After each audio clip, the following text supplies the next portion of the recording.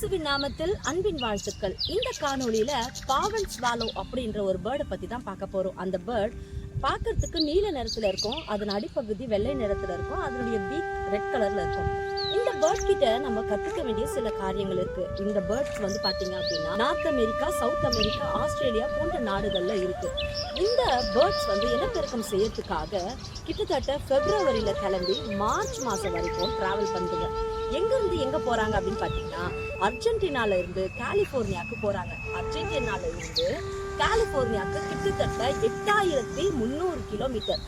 இப்போ போயிட்டு வரத்துக்கு பாத்தீங்கன்னா 16,600 கிலோமீட்டர். இப்போ வேடந்தாங்கலுக்கு வர பறவைகள்லாம் எங்கன்னா ஒரு மரத்துல உட்கார்ந்து இலைப்பாருவாங்க, இல்ல சாப்பிடுவாங்க, எதனா ஒண்ணு பண்ணுவாங்க. ஆனா இந்த birds full and full Pacific Ocean வழியாவே டிராவல் பண்றாங்க. அப்படிப்பட்ட கடல் பிரயாணத்துல இருக்கிறதுனால இந்த பேர்ட்ஸ் எல்லாம் எங்க உட்காந்து சாப்பிடுவோம், எங்க வந்து இளைப்பாரும் அப்படின்னு பார்த்தோம்னா, இந்த பேர்ட்ஸ் எப்போ தங்களுடைய பயணத்தை துவங்குதோ அப்போவே அதுங்க வாயில ஒரு சின்ன குச்சியை எடுத்துக்குதுங்க.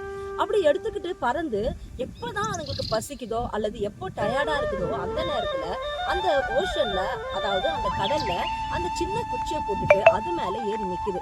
அப்போ வர போற மீனெல்லாம் பிடிச்சி சாப்பிட்டுட்டு வேட்டையாடி இளைப்பாரி பின்பதாக தன்னுடைய பயணத்தை துவங்குது. ஒரு சின்ன பறவை ஒரு சின்ன குச்சியை நம்பி கிட்டத்தட்ட 16,600 கிலோமீட்டர் பயணிக்க முடியும்னா, நீங்களும் நானும் நம்பிக்கையாய் கொண்டிருக்கிற அந்த இயேசு கிறிஸ்து எப்போதும் நம்மை நடத்துவார் என்ற நம்பிக்கை நமக்கு இருக்கணுங்க. அவர் மேல் நம்பிக்கையா இருக்கிற மனுஷன் பாக்கியவான்னு வேதம் சொல்லுகிறது. சோ அவரை நம்புங்க. இந்த வாழ்க்கை பயணத்துல கண்டிப்பா அவர் உங்களுக்கு சகல விதமான இளைப்பாறுதலையும் தருவார். கர்த்தர் தாமே உங்களை ஆசீர்வதிப்பாராக. ஆமென்.